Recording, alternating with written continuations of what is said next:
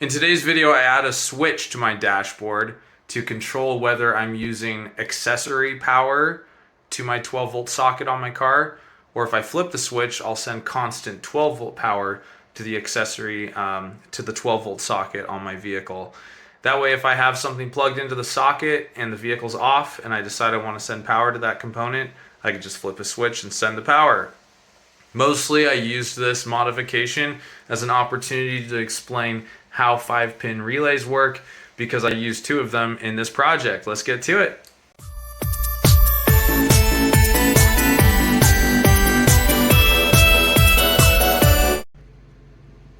The finished product here is a utility light I have plugged into the cigarette lighter. The vehicle is currently running. The light is just to demonstrate power on the socket. So when I turn the vehicle off and take the key out, power stops to the socket, which is expected. That's normal operation. Now, just in this state, here's where I installed the switch. I think I put it slightly too high. It's kind of ugly. When I flip this on, notice the key's out right now. When I flip this on, you hear my alert system, my siren going off to remind me that the ignition is off, but the cigarette lighter has power. And when I flip this switch off, the system turns off. So let me show that again. On, off, and as well, when the vehicle is running and that socket has accessory power, if I turn this switch on, now it's getting power directly from the battery, but there's no siren because the ignition is on. And if I turn it off, the socket maintains power, but I hear my chime reminding me to turn it off. And now, because it's hooked up directly to the battery as well, you're also not going to see a power cut when I start the engine. Notice the light stays illuminated. So there you go. That's the system working in action. So when I'm done for the day, if I leave something plugged into that socket, it has power. When I turn off the car, I hear my siren reminding me, oh, I've left power on at the 12 volt socket. Turn it off. Done. But also, if I'm just doing something quick for like a half hour and I need that socket, I have something plugged into it that I need powered on, I can flip that on and have power. This is a 5-pin relay. I'm going to explain how it works. So don't ask me why they use the pin numbers that they do. So in a 5-pin relay, you've got pin number 85 and 86, and then you've got 87A, 87, and 30. So there's 5 pins. You can see on the back of a relay, 1, 2, 3, 4, 5 pins. So a relay relays a signal from one circuit to another. It's like conditional logic in like an if-then statement or an if-then else statement. So 85 and 86 are the independent circuit. If 8586 is not energized, then 87A is connected to 30. Once 8586 become energized, so 87A is connected to 30. Once this becomes energized, now 30 is connected to 87. That's how it is on this particular 5-pin relay. So what does that mean, energized? 8586 is energized when there's a difference of potential. So if this is 12 volts and this is ground, this is energized. There's voltage across the pins. If this is 12 volts and this is open, it's not energized. There's nowhere for the current to flow. If you want to think of it like a hose, even though that's not really how you think about electronics, but it's okay. It's going to work for our analogy. If both in this option, if both read 12 volts, it's not energized because these readings are the same. There's nowhere for the current to, again, flow, right? If they're both ground, same thing. There needs to be a difference in electrical potential. Okay, so what does this mean? I'm going to do a quick demonstration to illustrate how the relay works. You can use this for so many different applications. I'll show you one right now. But basically, if a signal on a vehicle is not what you want it to be, or if you want a component to be controlled with another signal, you can use a relay to feed it different information, if that makes sense. So here's what I'm going to do. The black and white on this relay are 85 and 86. You can tell by either using a continuity test or they're actually written on the pins, next to the pins, what they are. I've already done that, investigation, so I know that black and white are 85, 86. Those are the independent circuit. Now, on this side, blue is 30, which will go to a device, and yellow and red, I believe red is 87A, yellow is 87, okay? So what I'm going to do is this. I'm going to take a switch. This is a 3-pin switch where the bottom is ground, the middle is the signal you want to send, and the top is the load that you want to send the signal to. If when the switch is up, you've got continuity between these two top pins. When the switch is off, you don't have any continuity between the two top pins. So this is what I'm going to do. I'm going to grab do I have a black one for ground? I wish I had a black one for ground because that would be nice. I thought I had some. Here we go. All right, so I'm going to ground this switch to a lead acid battery that I have up here for this demonstration. So this switch is grounded, and then I'm going to feed it 12 volts constant from this battery, which will be the signal that I want to send. And then I'll use, there, it lights up the switch. So that is continuity between the two top pins when that switch is illuminated. And that is off. I'll use, just arbitrarily selected, I'll use a yellow. Why not use a white? I'm going to use a white clip for the load that I want to send to a device. And in this case, we're going to be using this switch to control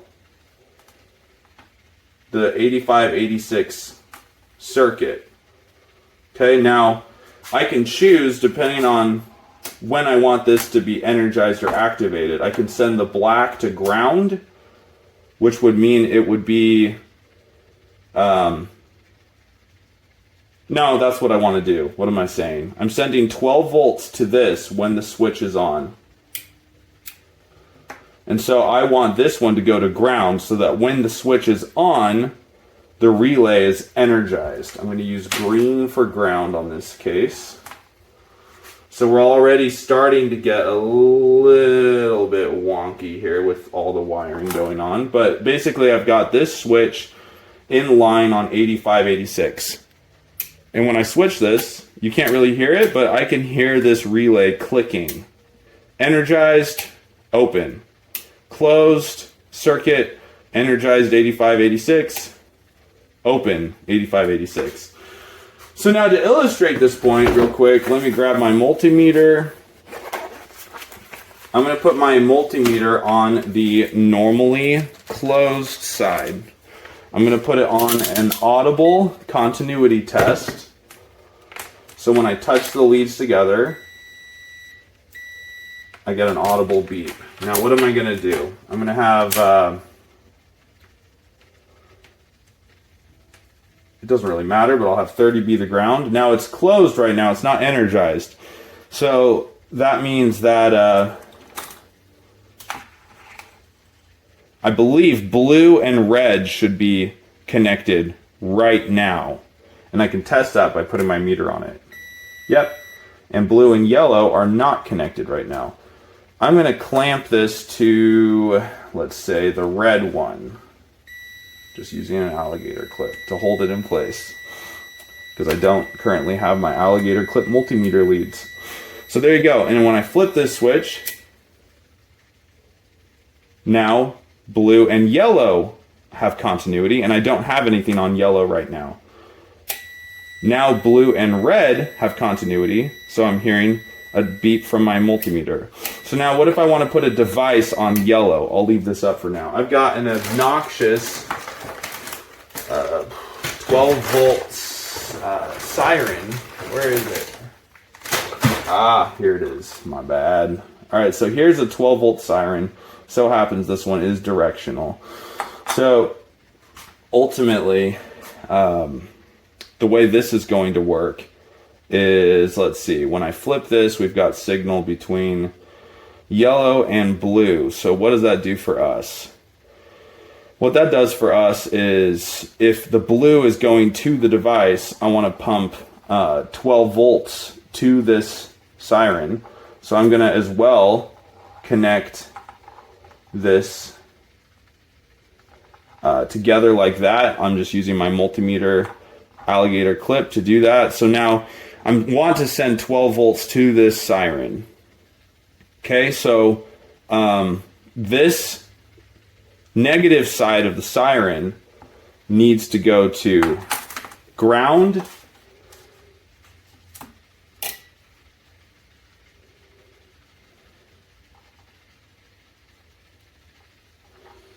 Now I want to select when to send 12 volts. Now, you may know there's multiple ways to hook up a 5-pin relay. Many ways. I'm only showing you this way so that I can make an example.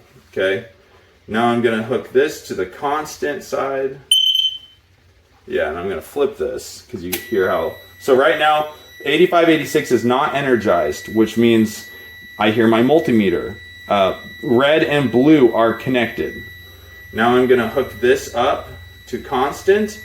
Now when I flip the switch, blue and yellow are going to be connected, and you're going to hear an annoying loud beep from the siren. So here we go. Now yellow and blue are connected, and 12 volts is being sent to the siren. Now red and blue are connected. 8586 is not energized. There's no difference in potential. It's open right now, and blue and red are connected. Now when I flip this, 8586 is energized, and blue and yellow become connected, which sends 12 volts to the buzzer. So we are thus able to switch between two power sources to different components, basically. Notice the multimeter has an internal battery to test continuity, so it's not like it's an actual device in and of itself. It's not drawing power from the lead acid battery. Just wanted to point that out. The siren is more of an actual use case for a vehicle, right? Okay, so now let me explain the theory behind what I did to my vehicle.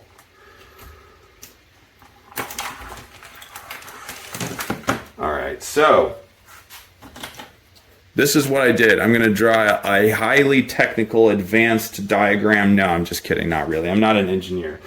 So on the vehicle, where's that shadow fall? Okay.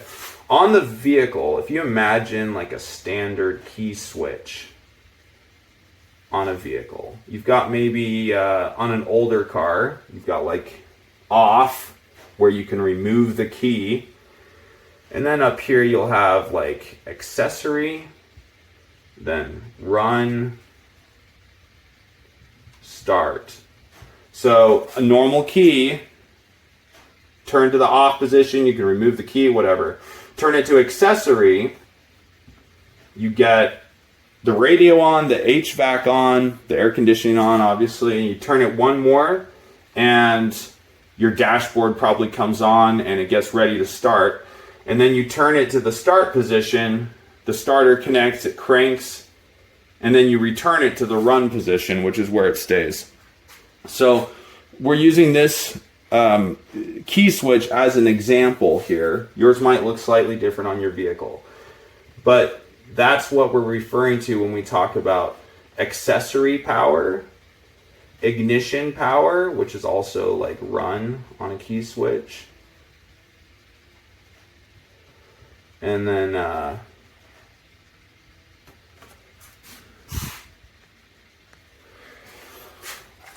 we're not going to do anything with the starter for this application. So I'm going to remove that, and I'm going to do 12 volt constant, sometimes seen as like B plus. And then let's do a ground, which goes to the chassis or to the negative terminal of the vehicle battery, right? So these are the signals that are typically present at the ignition switch. Constant 12 volt is not necessarily represented at any of these key positions, but it is on the back of the switch. There is a constant wire that's always 12 volts. So accessory only reads 12 volts when the key's in the accessory, run, or start positions. Ignition and run is the same, except there's no power when the key's in the accessory position. So a quick note on that: a true ignition signal will maintain voltage while you're starting the vehicle. A fake ignition signal will drop to 0 on crank. So if you use your multimeter and you start the vehicle, if this signal ignition drops to 0 when you're cranking, it's not what's called a true ignition. Okay, then you've got constant 12 volts, which always reads 12 volts with your multimeter, regardless of this vehicle state. And then of course you've got a ground here. So what are we doing on my vehicle, my 97 Honda Accord? Most older vehicles are the same, where this is the 12 volt socket, the 12 volt power socket, or the cigarette lighter. The negative is going to ground. The positive is actually the accessory signal. And on my vehicle, it's fused with 15 amps at the fuse panel under the hood. This is the standard circuit. Now, I wanted to introduce a switch where I could decide if this is going to be a normal circuit like this, or if I flip the switch, I want to power this socket directly off the battery. So regardless of the engine state, I have power at my socket. Because right now, as with most older vehicles, if I have something plugged into the socket and I turn off the vehicle, I lose power at the socket. It only works when it's in the accessory position, similar to the radio or the air conditioning. So now, this is what I introduced. I'll use maybe I'll use a different color marker for this. Let's use green to show what I kind of introduced. So I introduced a switch, which I'll illustrate like this. And as I explained earlier, it has 3 pins on the back. You've got ground, you've got the signal you want to send, which in this case is 12 volts. And then you've got load, which is the wire that you need to send to the device. So let me actually switch to the relay real quick so I can show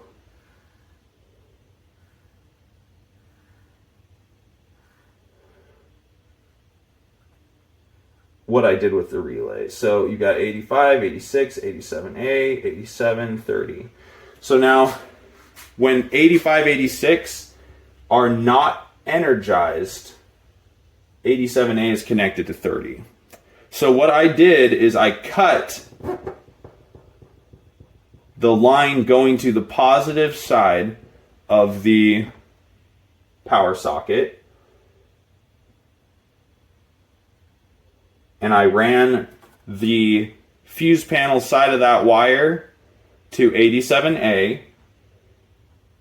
and I ran the other side to the cigarette lighter. Now, by doing this, I didn't change anything. This is still like the default circuit, because unless I energize this, 87A is going to stay connected to 30, and I've effectively not altered anything or modified anything.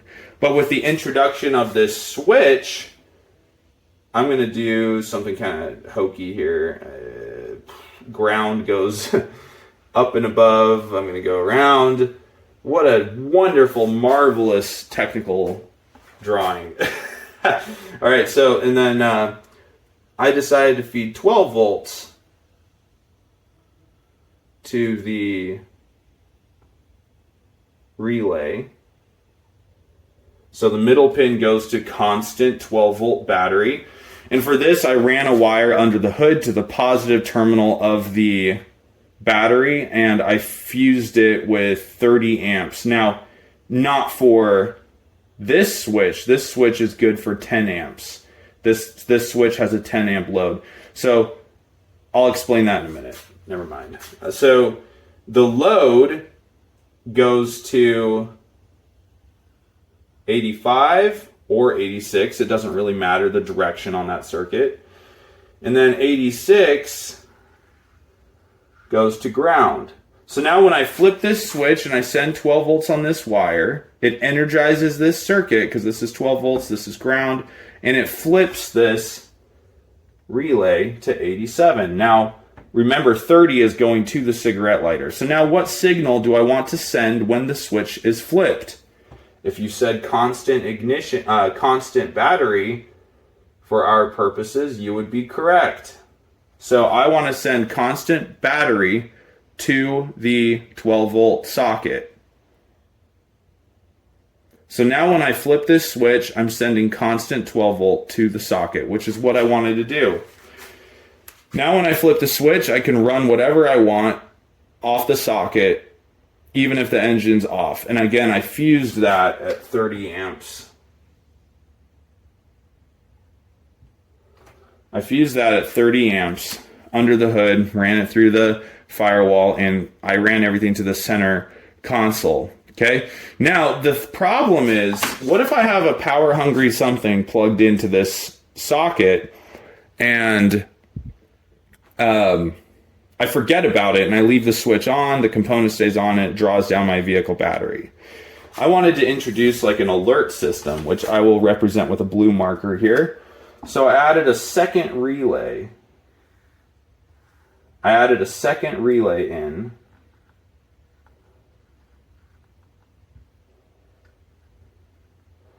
Remember, everything without this is a complete system. This is just for the notification system. So then I introduced a buzzer, which I'll put down here. Again, looks like, where's my buzzer? Well, I got a pack of them here, but they're like a little puck. You guys already saw this when I demonstrated how a relay works. This is like what the buzzer looks like, and what do buzzers do? They go buzz, because that's what buzzers do. They beep, they go buzz, sure, that's what they do. And I'm going to represent the red wire with a plus, the black wire with a negative. So what did I do here? Basically, what I wanted to do is when the ignition is off, but this switch is on, I want to hear a buzz. I don't want to hear a buzz when the vehicle's running and I'm sending 12 volt to the switch, because there's nothing wrong with that. So I only want to hear the buzz if the ignition is off and this switch is on. So to accomplish that, the independent circuit energizing 85, 86, what's the situation I want to monitor with my if-then statement? So when this switch is on, load should have 12 volts. So I'm going to put that to one side of my relay. Again, it doesn't matter if you go to 85 or 86. When the switch is on, this reads 12 volts. And when the ignition wire reads 12 volts,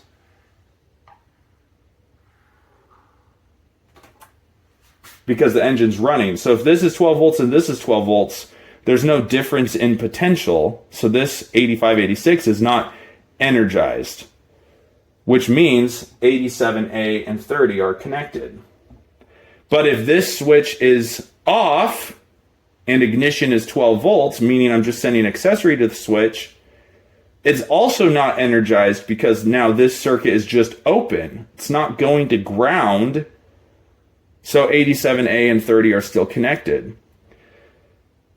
But if ignition is on, meaning this is 12 volts, if I turn the key off, but this is on, now I have ignition is reading ground, you could say, and the load is reading 12 volts. So this circuit becomes energized, and 87 and 30 are now connected. Now again, with the buzzer, I put 30 to the positive side, and negative went to ground.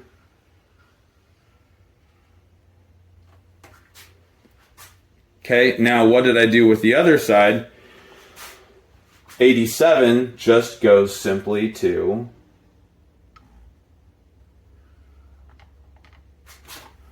volt constant.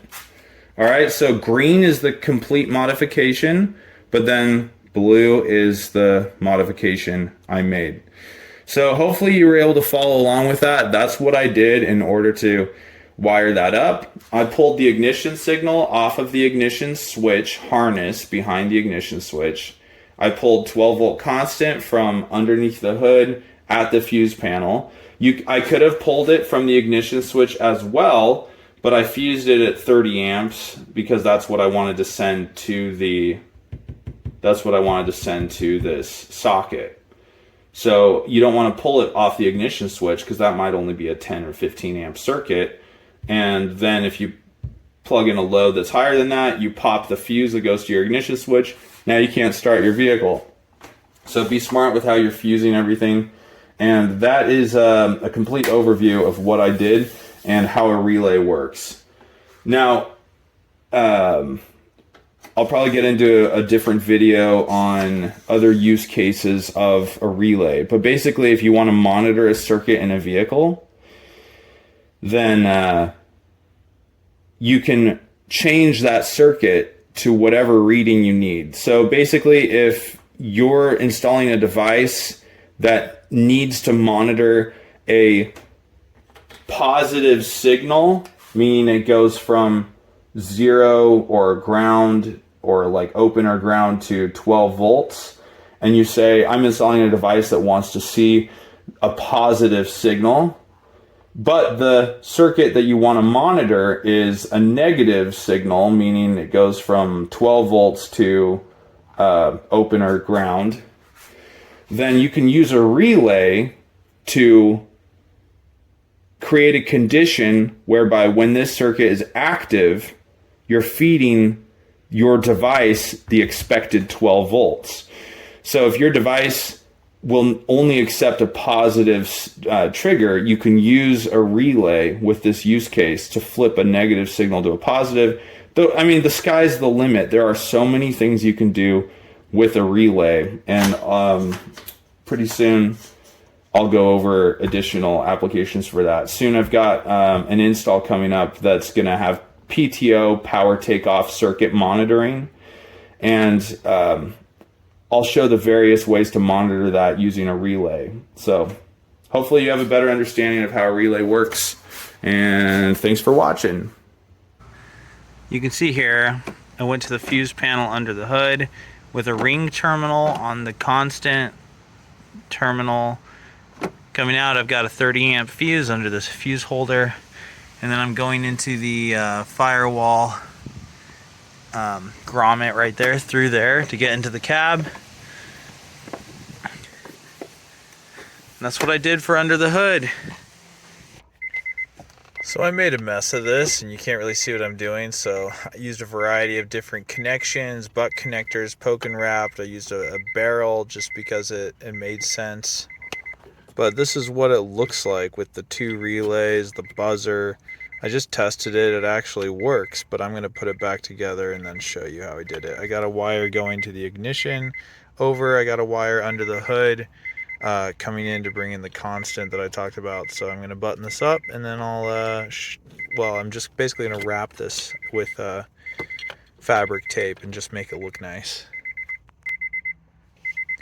Alright, after I used fabric tape to clean this up, this is the harness that goes from there to the cigarette lighter. This is all the stuff I added in, including the 2 relays. These 5-pin relay holders lock together, so it makes it really nice. That's just going to get tucked down in there.